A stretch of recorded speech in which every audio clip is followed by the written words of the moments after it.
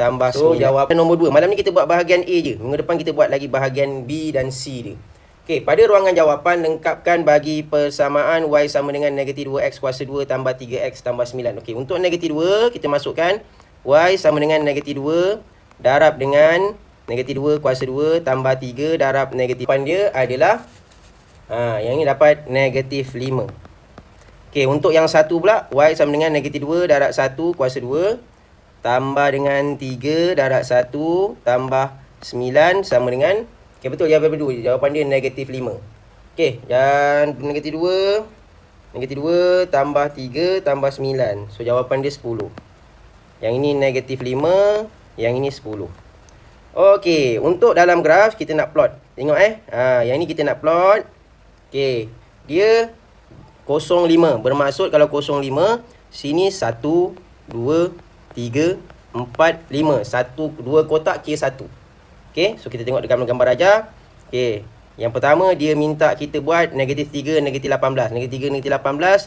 Okey, negatif 3, negatif 18, negatif 3. Okey, yang ini 16, 17, 18. So, sini. Kemudian ada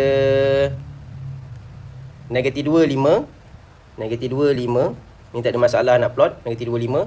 Kosong negatif 1.5. Okey, kosong negatif 1, negatif 2. So, kosong negatif 1.5 dekat sini.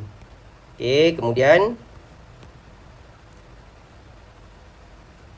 Sorry, bukan.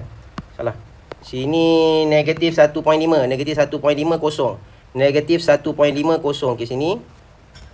Kemudian 0, 9, 1, 10, 2, 7. 2 kotak 1, 7, 3, 0.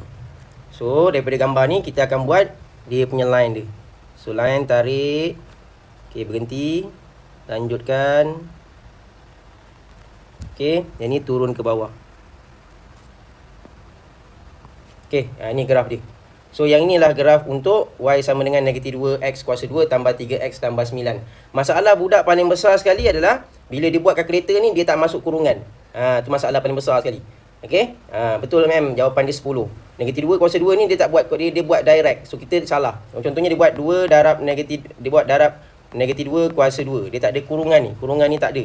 Bila kurungan ni tak ada, dia jadi salah. Tak nak. Okey, habis kat situ. Jadi, soalan ni, saya tengok dekat Melaka pun ada, dekat Selangor pun ada. So, ada 2 negeri. So, Melaka dengan Selangor ni, saya tengok dia lebih kurang sama je soalan dia. Yang dia test adalah benda yang sama. Jadi, jaga-jagalah. Bila dia dah test tempat yang sama, soalan yang sama, kemungkinan dia nak keluar dalam exam tu agak tinggi lah. Exam SPM kan. Okay.